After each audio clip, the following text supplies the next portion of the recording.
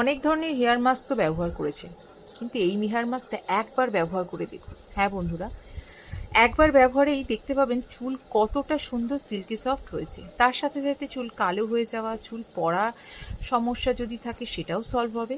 তো কিভাবে করবেন তার রেমেডি আজকে আপনাদের সাথে শেয়ার করব। খুব ইজি প্রসেসেই বানানো, এর জন্য কোনো তাকঝাক করতে হবে না।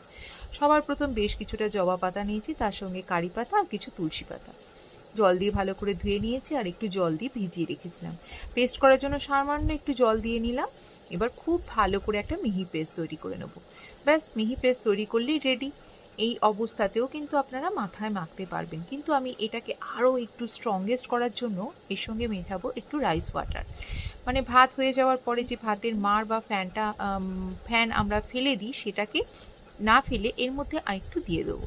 রাইস ওয়াটারও আমাদের চুলের জন্য ভীষণ ভালো। রাইস ওয়াটার চুলকে সিল্কি সফট সুন্দর রাখতে, চুল পড়া বন্ধ রাখতে সাহায্য করে। এবার খুব ভালো করে এই সব কটা উপাদানকে আর একটু ভালো করে মিশিয়ে নেব। এটা একটু পাতলা হলেই ভালো হয়, তা না হলে এটা কিন্তু আমি পরবর্তী স্টেপে যাব না। তো এই অবস্থায় মাথায় লাগালে ছোটো ছোটো পাতা বা গ্র্যানিউলস কিন্তু মাথার মধ্যে থেকে যেতে পারে। সেই জন্য সব থেকে ভালো প্রসেস হয় এটাকে যদি কোনো স্ট্রেনারের সাহায্যে ছেঁকে নেওয়া যায়, তাহলেই আপনারা পুরো যে লিকুইডটা পাবেন সেটার মধ্যে কিন্তু কোনো রকম পাতার গ্র্যানিউলস থাকবে না। আর এটা ইজিলি মাথায় লাগানো যাবে। মাথায় লাগানোর পরে 1 ঘন্টা ওয়েট করবেন, তারপরে ভালো নর্মাল শ্যাম্পু দিয়ে শ্যাম্পু করে নেবেন। প্রথম ওয়াশেই দেখতে পাবেন চুল কতটা সুন্দর সিল্কি সফট হয়েছে।